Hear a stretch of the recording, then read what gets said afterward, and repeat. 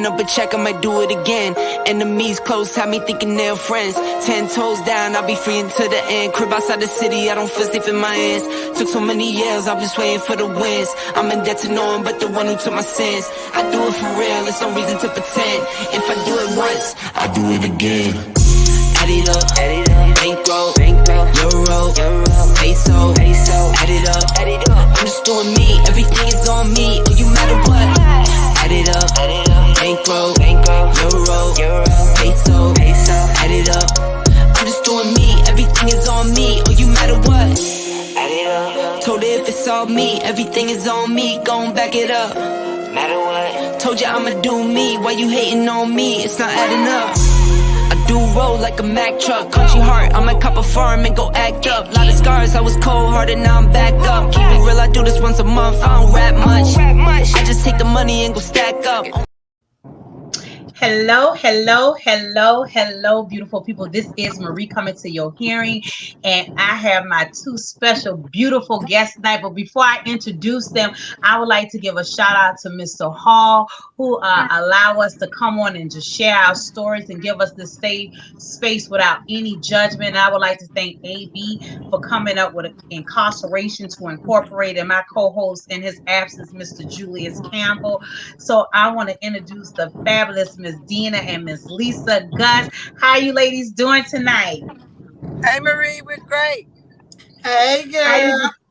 Hey Miss Lisa.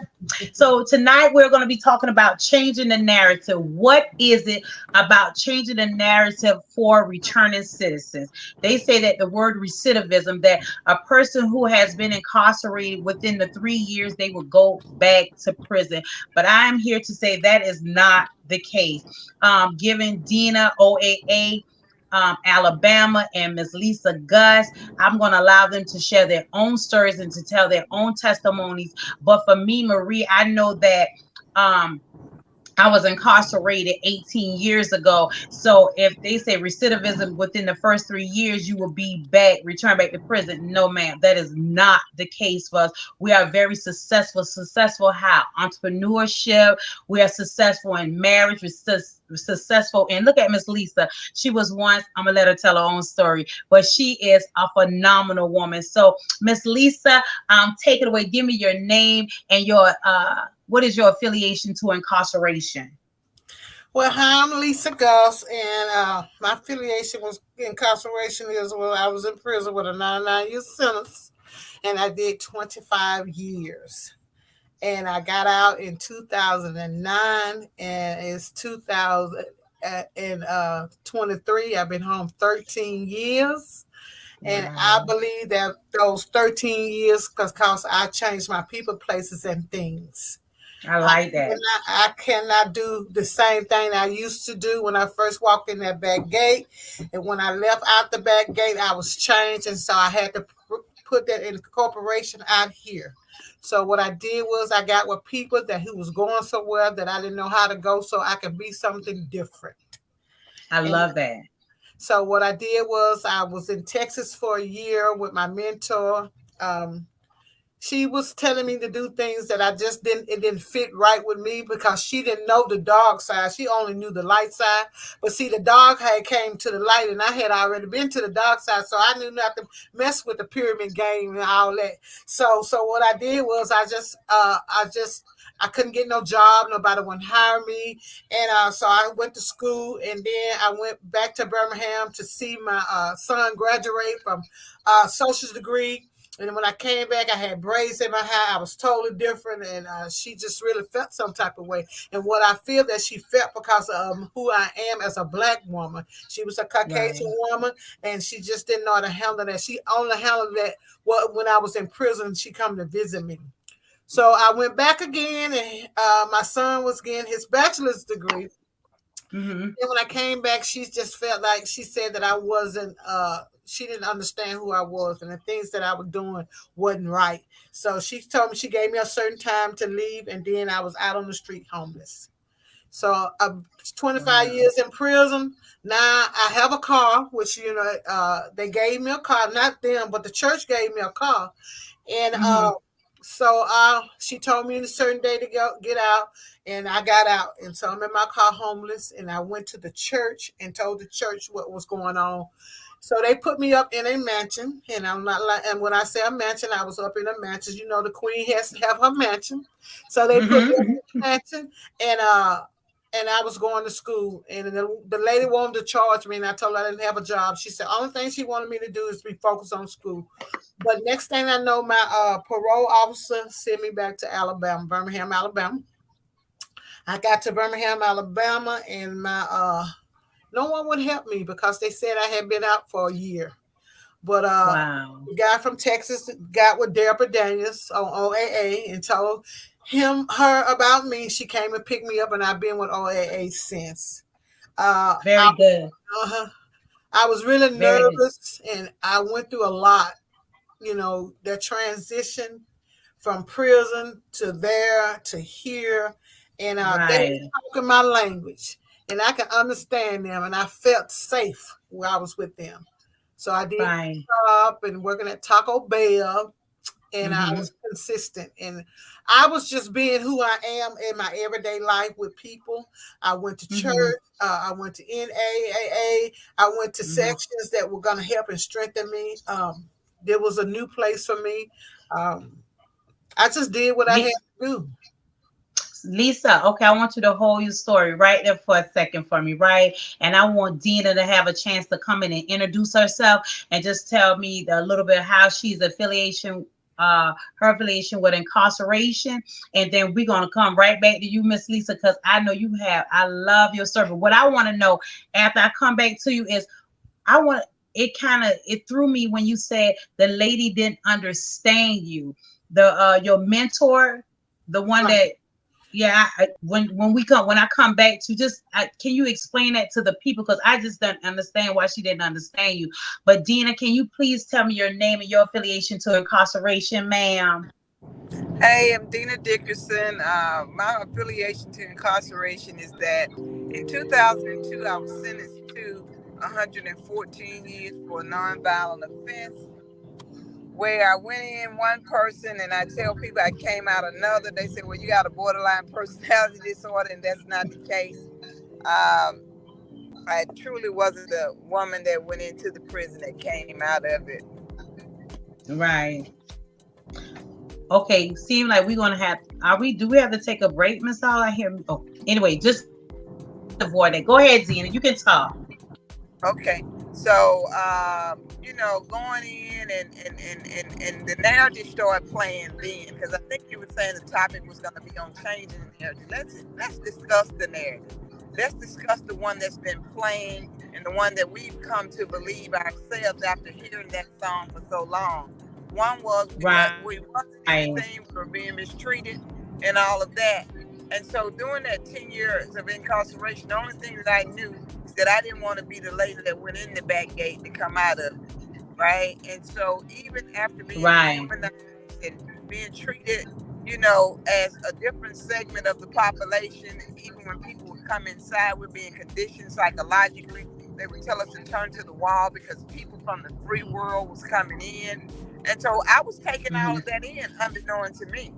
It wasn't until I exited the place after I self-educated myself, because I wasn't allowed to take any rehabilitative classes.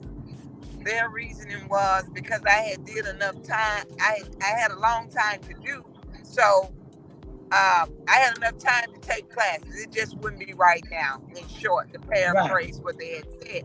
So at that moment, there was a sense of hopelessness there. What you mean? Like, there's no hope for me. That's, like you just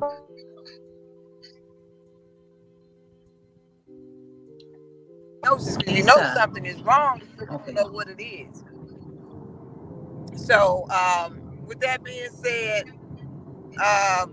just self-educating, reading books, doing things, as Lisa herself had mentioned, needed help with my alcoholism and all of this stuff. Unbeknown to me, that on top of some childhood trauma was the thing that actually had been driving a lot of my decision making.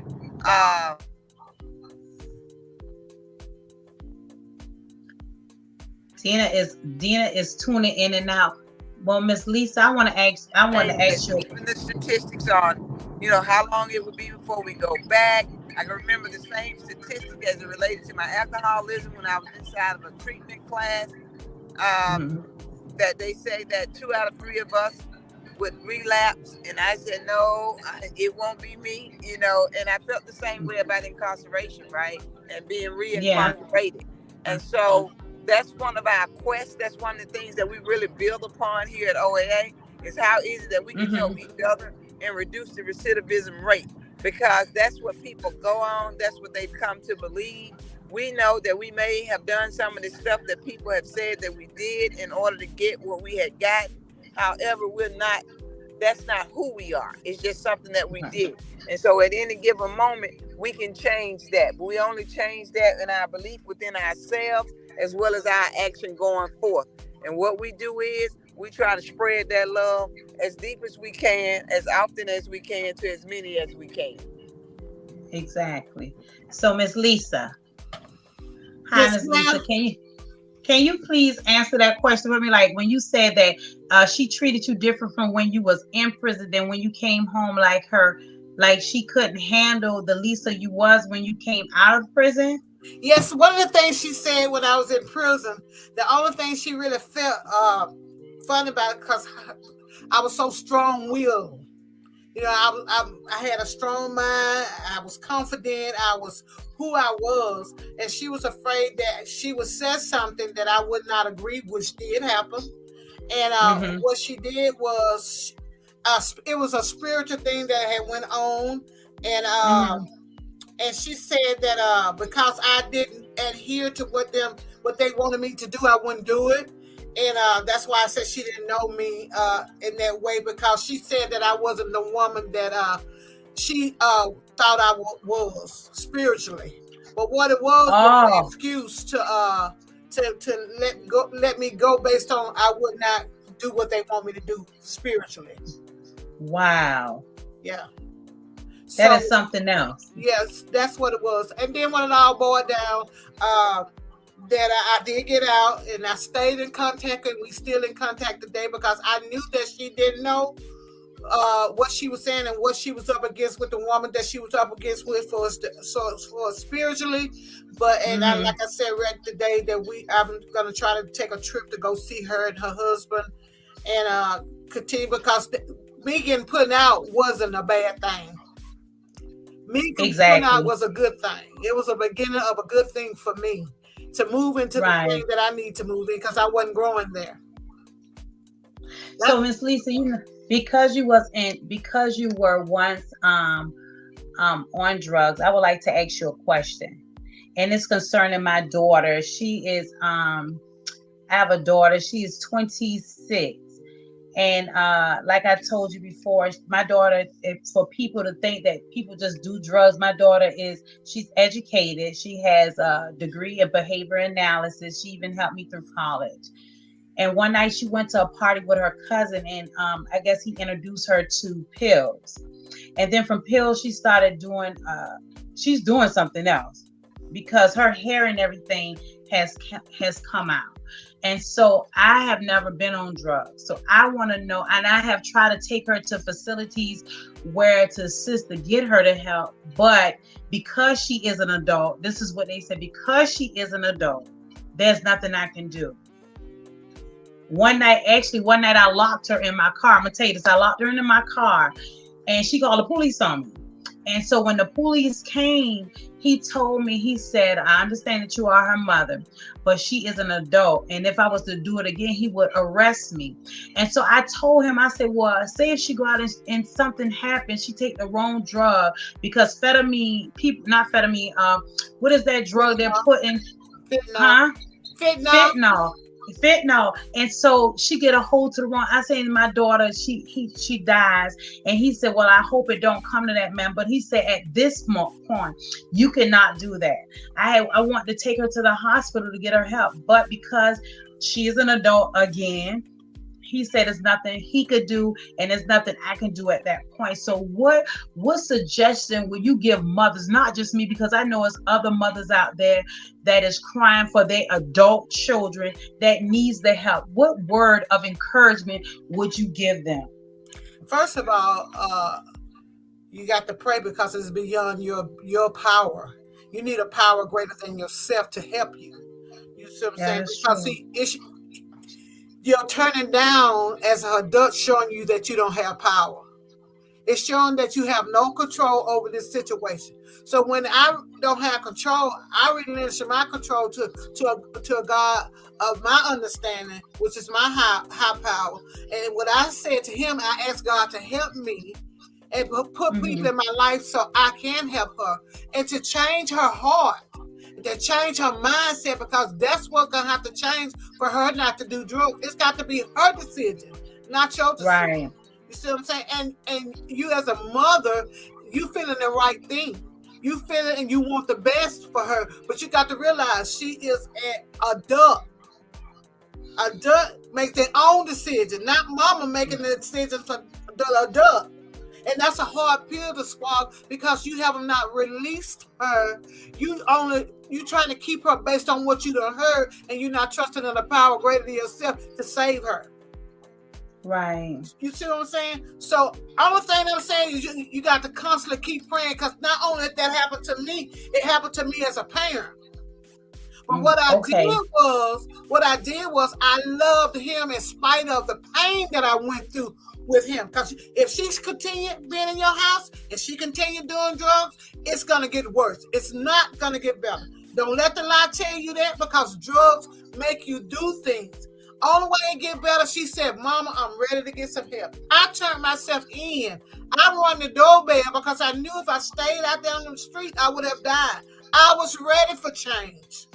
Right.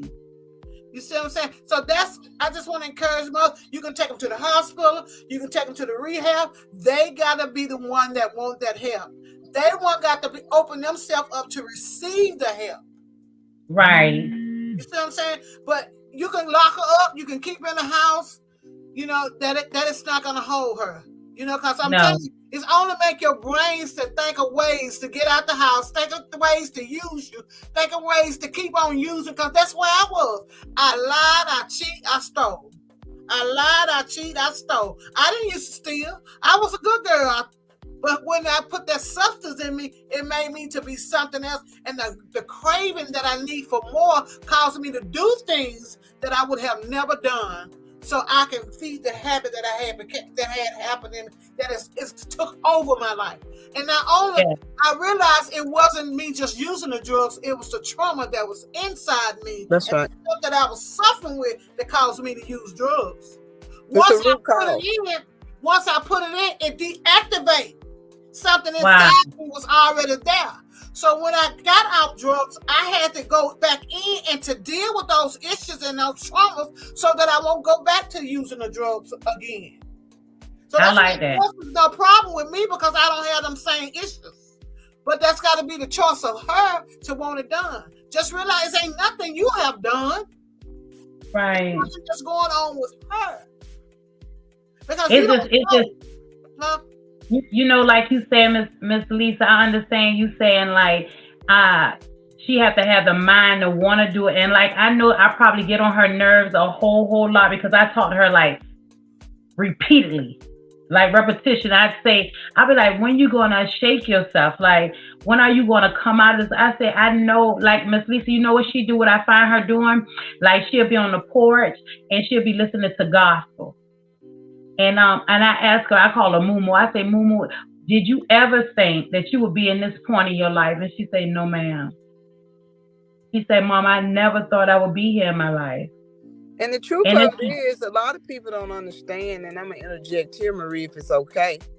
Oh, yes, ma'am. A lot of people don't understand that a lot of persons that are addicted don't want to be that way. They think people are doing it just because they want to.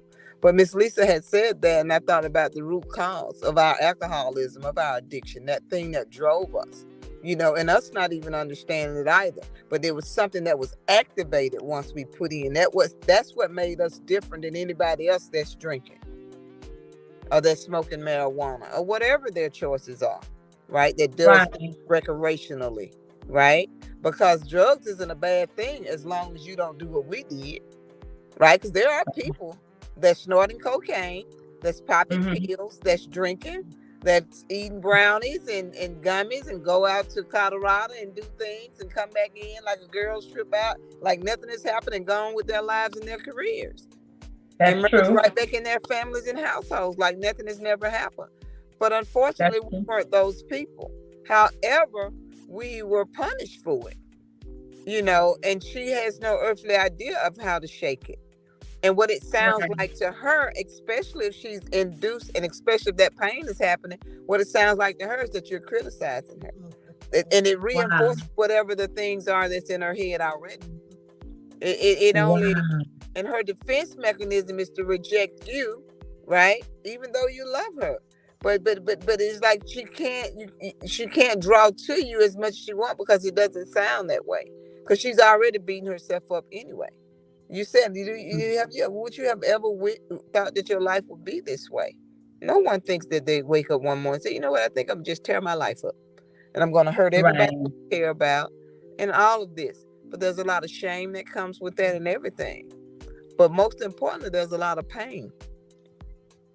And so, you know, and I'm a firm believer with Lisa is that, for one, you have to love her unconditionally, and that doesn't mean enable. That's right. That means I love you. That means that they need to hear the sound of that. And I hate that this is going on. But what mama can't do is hurt you even the more by doing this, or that, or whatever it is, right? But I love you to hear that, right? And have your boundaries, right? Because you don't want to see them hurting, and you don't want to cause them hurt either. You know, Right. so it's hard. I It's like very that. hard. And one of the things I can say, as a mom with a child in addiction, is I was consistent. I am consistent. I am the same no matter what. No matter what. No matter what you use and fell out and been gone on your tangent for 3 days, I'm still consistent. I'm still going to say the same thing. I'm still going to act the same way. Because it's what you're looking for, somebody who done changed and is different and is making it. It gives them hope inside, whether they do it right then or there or later. Mhm. You know, it's just being consistent of who you as a parent. You know, Right. you know, it was times my son would call me through the night and I would just talk to him. He just calling me was faith, because he know where I stand. He know who I am. But that part of him want to change. But there's another part of him is overpower him. And I know that when I call back, once he hang up, I wasn't going to hear from him no more. I knew that. So it only drove me to pray, because ain't nothing that I could do. 6 days a week later, he called me, hey, mama, I act like nothing happened. I just badgered him, you know what I'm saying? And one day I said, I've been home 8 years now, and you doing the same old thing. I said, look at me. And you can do it. It's possible. You know? And I go on, and he done stole from me. He done did all kinds of things against me. But I had my boundaries. You can't be in my house without me. Simple as that. I don't care what you say, how you say it. Yes, fair. You can't drive my car, because I know that those are the things that what you use to get drugs. Those are the things that you're going to do, but you're not going to mean to do it. But I know better, so I won't put myself in that position to hand that over to you and let you damage it. No, you can't drive my car. No, you can't have this. No, yes, you can do this. Yes, you can do that. You know, and my consistency, now I'm looking back, he is changing. He's not on drugs now. You know, he used to borrow money all the time, because I let him borrow. You don't know that's his own money. I'm letting him borrow, but that's the catch. Yes, ma'am. I didn't give all of this money. I just gave him a part of it. You see? And now I don't tell him you need to say. I said, this is what I do. This is how I say when I want something, this and that. All of a sudden, he asking me to borrow no money. He telling me he's saving money, and he'll try to use my credit card. He said, no. I get my own. He get his own credit cards and stuff like that, because he see that somebody else done went before that, and not putting him down. Right. You know what I'm saying? Not making him, like Dina said, making him feel even worse. You know? Yes, ma'am. Worse. But I'm telling you, just hold on. It's coming. Yes, ma'am. It's coming. But see, you got to also realize things happen not just about, it's not really just all about him. It can be about you too. It might be some things that you need to change on. You see what I'm saying? I never look at it like that, Miss Lisa. Because we always look at the other person. Because I got another son, and his death, almost death, gave me life. Wow. You see what I'm saying? But that was a bad thing. But God knew that that's the only reason I was living is for my sons. So when that happened to my son, I had a wake-up call. That's right. You see what I'm saying? So it wasn't about him. It was about me and his dad. We both changed. That's right. You know what I'm saying? So don't never look at something bad as a negative thing. See the positive thing and what God wants you to do in that. It's a reason that he allowed this to come into your household. Wow. But some people are so hurt and so mad and they can't see that God is moving in the midst. They look. I like that. In the midst of it. Because when you believe like that, it opens the door for faith for you to receive what is yours when the enemy cannot take it because he already said it. Some moms give up. Yeah. Like you said, I don't want my baby to die. That my baby ain't gonna die. That you get to talk to that principle that's supposed to be yours in the atmosphere and bring it into your home, like your daughter in your home. That's what I do. You see what I'm saying? And I said, you're not gonna have my peace. You're not gonna have my son. My son been in the hospital almost dead. Paralyzed. You hear me from it? Yes, ma'am. Went to that hospital rubbing and praying. Talking to her right there 100%. Knowing that it was. I was acting like it wasn't nothing. Baby, I was praying and praying. He couldn't walk. Tell me like this. All this was gone. You hear me? Now he working, he walking and everything. You hear me? Amen. And now him and his wife and child are doing Bible studies together. I didn't tell them to do it. I didn't tell them they need to do that. But God dealt with him and his wife. So I'm just telling you, just hold on. Yes, ma'am. Speak life to her. Because when I was in prison, I used to say, hey, son, man of God, man of wisdom, man of faith. That's how I used to address the top of his level. Man of wisdom, smart. I knew he was out there in them streets. That's right. You see what I'm saying? Because I did not need that to tell him. I need it for my faith. Because I need to see my son as what those words I was putting there. Not to see him, he on the street, who can kill him, he in the gangs. That was my worst fear, that he was in the game. And it happened. But God kept him. See, they don't see the part. See, the fear is there. But it's faith that God going to keep him. Now, I love that. Why her son had to die, I don't know that. I don't know that. That's not my area to say. But I know for me and my household. Come on now. We're going to serve the Lord. And serving the Lord is just having a relationship. It ain't got nothing to do with it. I got a long dress. I got a girdle that got tight on me, stockings. It don't mean none of that. It's just mean a relationship. That's right. With a high power who can help me to live life on life term. So I can be that parent that I need to be when my child get ready to be a child to receive my parenting. I love that. Miss Lisa, tonight we, ladies and gentlemen who are listening to the show tonight, is changing the narrative on incarceration to incorporate. Miss Lisa Gus just gave me some amazing advice. I really, really appreciate it for those parents who have loved ones, who children, grown adult children are on drugs, and you see that there's no end. Just know, like Miss Lisa Gus say, it is always a higher power. You can always go to the source, which is God. You don't have to run around. You don't have to do none of that. You can just, the Bible says you can get on your bended knee. You can get on your bended knee, Miss Lisa, and we can pray. And so I just wanted to ask you that. And so, Miss Lisa, as changing the narrative, as you came and you was a part of OAA, what is your what else do you do? Well, I work at Impact Family Counseling. I am a case manager. I love what I do. It's amazing how Dina is. She's so awesome. I don't even know how awesome she was. She was preparing me for the job way before I got the job. And I didn't know that I was preparing for the job, but she was just showing me how to case manage, and I really didn't know how to case manage. But anyway, I'm a case manager, been there 5 years. Love it, love it, love it. I've been home 13 years, so I worked at Taco Bell. But, Taco Bell was my intro into the corporation. You know, Oh, I know that's right. so because it taught me how to deal with some people on life term. I hear that I hadn't dealt with the only ones in there. So see, I had a double nugget. I can deal with them on the outside now, and I can deal with them if they come from the inside to the outside. Exactly. So I realized I wasn't at Taco Bell just to work. I was at Taco Bell to learn and to help others too. I like that. That's a process. That's process. Exactly. That's a process. So not only that, I work for Offender Alumni Association. I work as a family engagement director. And that's what I do on my job. I work with parents. Mm-hmm. And what I do is try to help them see a new life.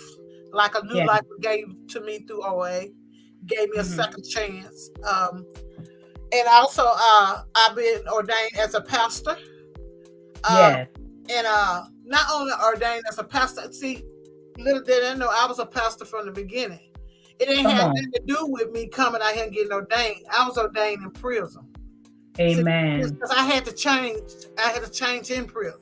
And see, that's what a pastor do. He gets saved and change his life. And then he begin to help others. See, I was doing it on the inside. So the pastorship don't mean that I got to be in a congregation, on a pulpit. You know what I'm saying? My pulpit is dealing with people, period, out here. But guess what, Miss Lisa, may I interject for a second?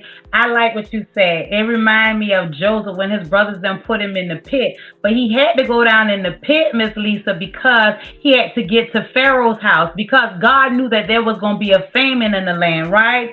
So pit, palace, and purpose, it all goes together. You understand? And you do such a phenomenal job with it, just encouraging me tonight. And you just didn't encourage me. I'm quite sure there's other men and women that are on here that are listening. I love what you say and how God set things up. We don't have to be behind the pulpit. The congregation, you know what the congregation is, Miss Lisa, for you? It's the world. It's the people that you encounter. It's the people that you help. It's the people that you smile. It's the people that you listen to, that you help encourage. That is your congregation. You understand? You don't have to be behind on top of a pulpit to get the message done. And I just love that. That's all I want to say. You can go ahead and continue, Miss Lisa. So like I said, I work on both sides. And what's so cool about it, the organization is in the building that I work for. So I get to catch them at the door. You know what I'm saying? I get to catch them. I may be in here, and the Spirit of God said, get up, and I walk, and then somebody from OAA just got out of prison. I give them a hug or encourage them or something. Not only that, what I do is I love children. I love children. And me too. Children take to me, but I realize just because I love children, that don't mean that's what God wants me to work with. Right. You see what I'm saying? A lot of people have to realize that. But I realize that it's okay for me to drop a nugget with a child and come up out of there. It ain't for me to stay there. You see what I'm saying? But what he do to have me dealing with adult children. That's who I deal with, adult children. That's why the love for children is there, because they still a child on the inside. That's right. When trauma happened in their life, they stop growing. So they're at that age, the trauma, because I've had trauma in my life. So sometimes I find myself wanting to be that 12-year-old Marie, and because that's where the trauma, when it happened, you understand? So I always say, if you don't take and deal with the trauma when it happens, it grows up with you as an adult. Yes. And so I like that. That's good. Go ahead, Miss Lisa. You see, a lot of people don't realize that they have to go back and to tell that little girl or that little boy, I'm sorry, I left you just like everybody else left you.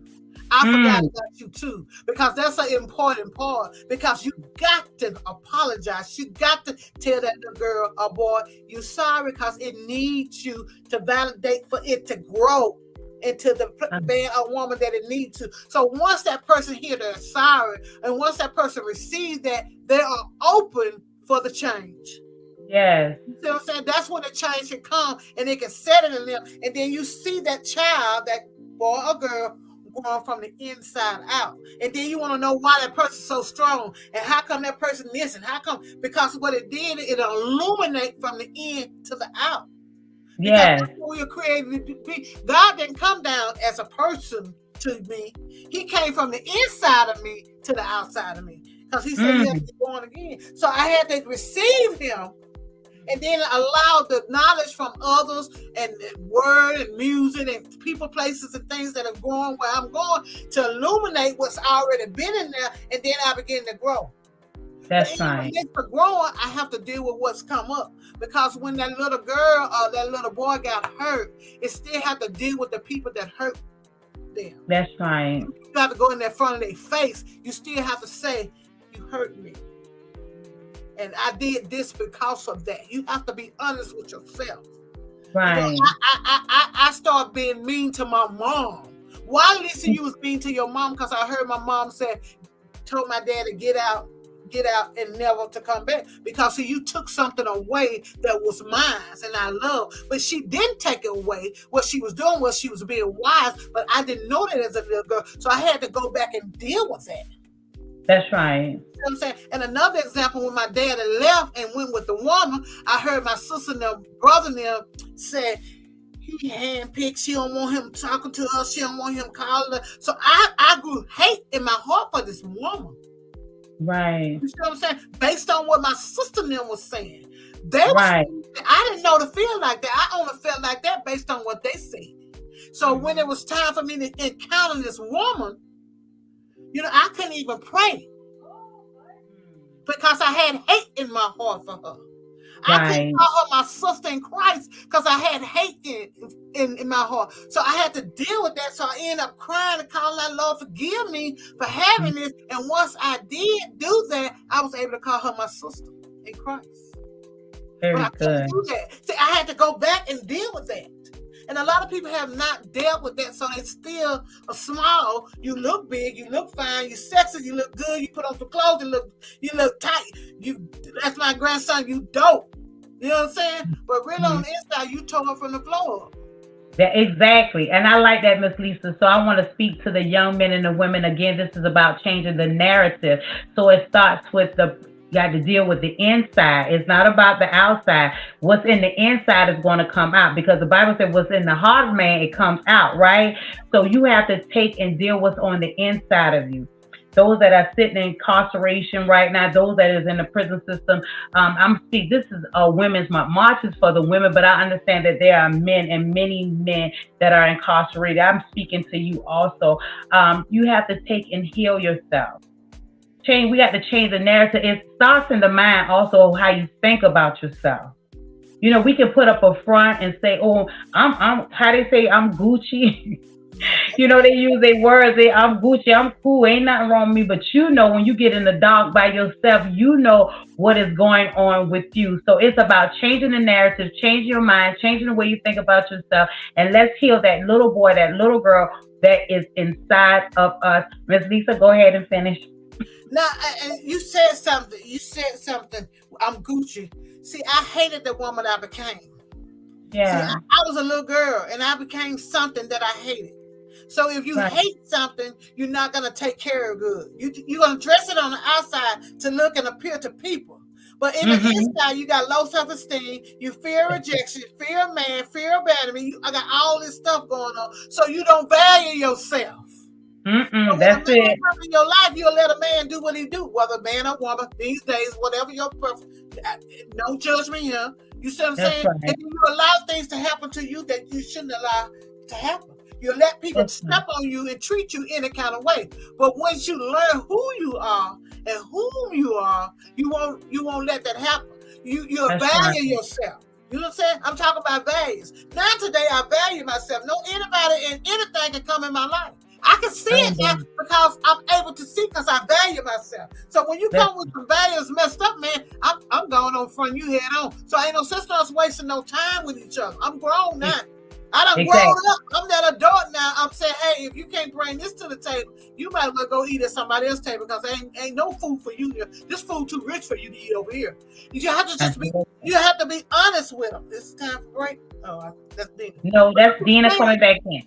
The narrative to change, you have to change your value and your worth and who you are in order for you to change. For order for you to change, then you won't accept anything anymore. Girl, I've been listening to y'all. Then I'll take it. You on fire now. That's it. The unworthiness I feel for myself. You see what I'm saying? And you know what? A lot of people believe that they're gonna be lonely. You know what I'm saying? You know, for one, insecurity is a trick of the enemy. You know, me being insecure.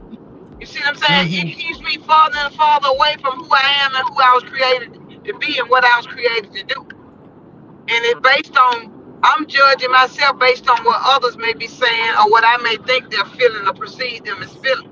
You know, nothing but a trick. I like what Miss Lisa said. Thank you for that nugget. Miss Lisa, I say, and then your role as a counselor. Look, all that roll up in each other. Now look at the change of the narrative part. You did the 25 years.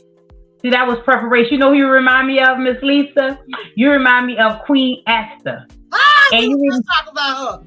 And you remember when Queen Esther, she had preparation. She had to get preparation to go into the king. So look, God was preparing you. And what seemed bad was not bad. What seemed, because it was a setup from the beginning for you to come out and be this awesome woman that you are. You understand? A lot of women need to hear that. They need to hear you. It's a lot. Insecurity. I have seen women who drive Mercedes Benz and they say, Marie, guess what, girl? I won't tell nobody this, but I'm insecure about this, that, or that about myself. But it's a reason why. Like you say, it starts with that little girl, that little boy that is with you. So I would say, for those that are listening to the sounds of our voice, and we're talking about changing the narrative. Changing the narrative is changing the way you think, changing the way you see yourself, healing that young man and that young lady that is within you. I love that. And guess what? While you're in prison, make preparation, because one day you're going to be free. Prepare yourself for the time when it's time to come out and do what it is that you have to do for you. So, Miss Lisa, like when you came home, when I came home, seemed like I was prison, home, mama. That's it. Back to just being, look, I didn't have time to think about saying I need some counseling, because I feel like when you come home from prison, a lot of us need counseling. A lot of us need somebody to talk to, somebody that's not going to be and saying, oh, you did that, or you this or that, and judge you. Do you understand? A lot of us just need a listening ear, for someone to listen and to understand, not to have a pity party, because you don't allow a person to stay there. I used to like to have a pity party where, woe is me, but guess what? I like that, Miss Lisa, what you said. You have to come out of all of that. It's better. It's so much better when you heal that person that's within. It is so much better. I'm telling you, changing the narrative. You have to change the way you see yourself. Like Dina, like when I first met her, and she told me that the time that I said, there is no way. And I'm talking about, she is really awesome, y'all. Like, seriously, she really is. I'm not just saying this just to say this. I'm serious. Dina is awesome. And like, she is compassionate about what she does for people. And I'm going to tell you something. My grandmother used to say, she said that when you meet a genuine person, she said, you better appreciate people like that. She said, because it's very rare that you find people that's genuine. And that's how I feel about Dina. Dina is like, come on, Marie, we're going to get this and we're going to do that. And I'm like, she's like, come on, you got to do it. And I like when she said this. I like when Dina said, when I first met her, she was telling me her story, and she said, and God winked. And I think about her at times when I'm going through something, and I say, God, I can hear Dina say, and Marie, and he winked. That means that he's doing something. So people, change the narrative about yourself. Like Miss Lisa and Miss Dina, I'm going to give y'all the opportunity, because we're winding down. It's almost time for the show to come to an end. But I want you all to tell me, what would you say to a young man or to a young lady to encourage them? Miss Lisa. Okay, what I would say is, make a decision within yourself that you're going to change the narrative around you. First, start with yourself. Don't try to change your children. Don't try to change your mother. Don't try to change your circumstance. Change you. And when you change you, your circumstance will change, and everything around you will follow, because that's what you're created to do from the beginning. You have to change the narrative. No one else. It starts with you. I love that. Dina? I chime her, oftentimes we do make it about someone else when it really needs to be about us because we are the ones that we're forever present with ourselves.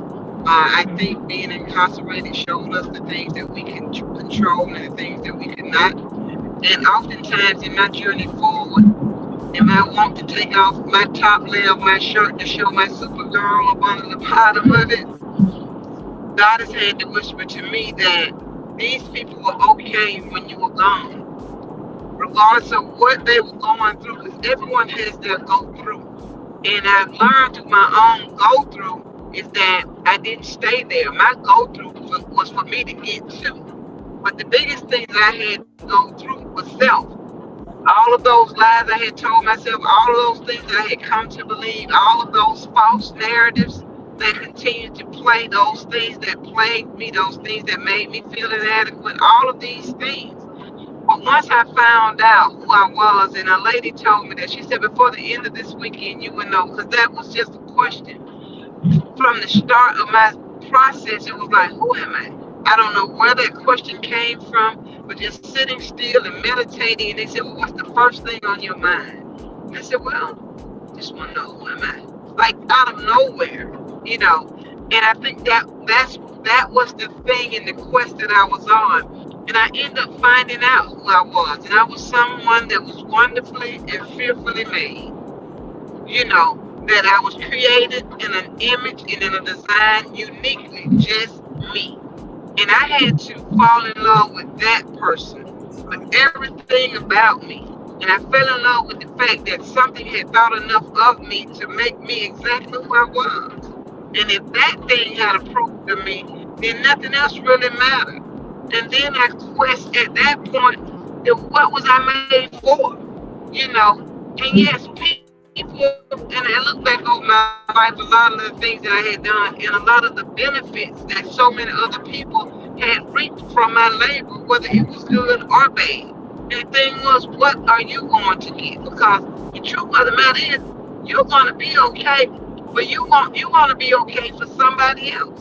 And it's just time for you to be okay for you, because if they've always reaped from your labor, they will still continue to reap, where you reap. You see what I'm saying? And not in a way that was selfish and self-centered, but in a way that you can start the healing process that was totally necessary for you. Because I read somewhere that I've hurt quite a few people, but most of all, I had hurt myself. And to be able to look in the mirror and say, girl, I'm so sorry. I love you. And going forward, understanding that I loved her. And understanding that, yes, I will make the best choices and decisions for you. And in time, people have come along and some have not. But that's where I lean out to my own understanding, and I trust in a being that's greater than myself. And because so much has been given to me, so much is truly required of me. And I just live in a way that's principle-led, not in a way that's zealous. I don't have to beat you up with the 23rd son. I don't have to do all of that. And it starts at home, as the elders used to say when I was growing up, and it spreads abroad. Oftentimes when we're on the inside, we say we don't want to do our time outside and inside too. We say, our time is about everybody else and everything else. But it's time for you to invest in yourself, right? And now is a time that you will never have again. You will never have a time that you can solely and completely just see about you. That's right. Because we're living in a broken and a hurt nation. And hurt people, But it's a brave and a courageous journey to go back in there and meet that little girl or that little boy. But know that you are very so much worth it.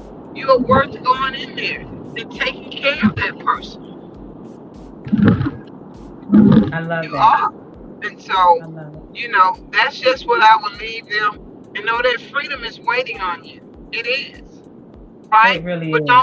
Don't be released from that incarceration only to be incarcerated yet again. Yeah, don't do that. And so you have to seek ye first. You have to seek ye first. I don't know what your ye is, but seek ye first and lay still. You know, it ain't about playing cards. It ain't about, walking on the yard and befriending people and making soups and stuff. It is about what it is that I need to get before I exit this door, you know. And you can't come out here trying to save the world and lose yourself again. So that's what I have to say. Well, thank you so much, Lisa, and thank you so much, Dina. I know that is encouraging. I remember when I was incarcerated, and I was at Pulaski State, and I remember being incarcerated, and I met so many fabulous, so many amazing women. And I'm talking about women who, I remember one woman, she said, Maria, I have a life sentence, and she told me she had a license because her husband used to beat her, and her husband's life got lost because he was beating her, right? And so she said, Maria, I have a license. She said, but you know what, Marie, she pray all the time. And I felt, she said, self-defense law, I guess it wasn't like stand your ground. It wasn't required for her. And she was trying to get appeals and things like that, Dina. But I know it is a lot of women that are incarcerated. I have spoken to several women that are incarcerated just for that cause, trying to defend themselves. But one that really stuck to me, Miss Lisa, it was this 18-year-old young lady, and she came there, and she went to her sister boyfriend house with her sister, and the sister and the boyfriend went to the store. So the sister boyfriend raped her, and she shot him, and she killed him, and they gave that baby 50 years. And it's just, we have to change the narrative and change policies and get those things done, because things like that, I feel like really should be looked at, Dina. I just like to encourage the women and the men. Now hold on, because they looking at 213 years on the line. Yeah. And what we've come to understand is that he's no respecter person. See, what you see today is the only thing that you can see, and whatever that's behind you. You understand? Mm-hmm. The only way you can see what's in front of you is a hope, is a faith. It is something that's totally beyond you. That's what we did. We saw outside the door. Yeah. We saw that. So we knew that what we need to be doing in the meantime. And then we read something that said that I know the plans and the purpose that I have for you. A plan to prosper and a plan to an expected end. But what we did not read before we read that was what happened before that. That I have caused you to go into a place. And what I need you to do while you are there is plant some things. Yeah. Is cultivate some things. Is to bring forth, to give birth to some things. You see what I'm saying? So with all of that being said, I'm not here just to be here, but as long as I can focus on my pain and on I can't believe I'm still here and all of that, I will not look toward the mark. That's right. Or the high calling. You see what I'm saying? I'm here for something. My circumstances may be challenging, you know what I'm saying? But in order for him to do what is possible for him to do, you have to reside in a place that may seem impossible. Yeah, they didn't think we was going to get out. They definitely didn't think we would be doing the stuff that we're doing now. Exactly. Yeah, you know what I'm saying? And so that is the thing. Maybe you need to be the ones that are researching and learning how to write certain things in order to challenge legislator on behalf of persons that are across this nation as well as the country. You understand what I'm saying? Because we say slavery and oppression has a different face to it. But as long as the scales are imbalanced, meaning that we have, that many women on legislative and governmental spaces that can change things, and that many men, then naturally the scale is going to always tip to what? I mean, it's real simple, it's real simple. And so they have the time to research how many domestic cases happen. Well, male factors have been the persons that have taken the life of a female. You know, and if so, it wasn't something that was ongoing in a repetitive. And this is not to justify anything, because we Oh, do know whatever you plant, so you should bring a harvest. You know, we're not right. saying that, but what we are saying is that in order for things to change, people have to push for change, and the only Exactly. people that can push for change is those where change will affect. You see what I'm saying? Mhm. Yeah, there are some things that you all can speak to that no one else can, Right. because I only have an opinion.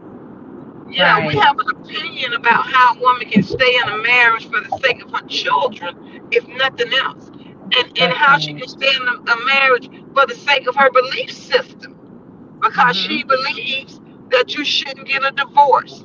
And so I would take this torment and I will hold my mouth when someone is beating me, so that my children won't hear me cry at night.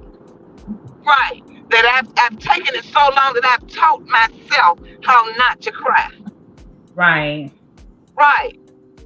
You know, those kind of things. See, they don't hear that part. You know what I'm saying?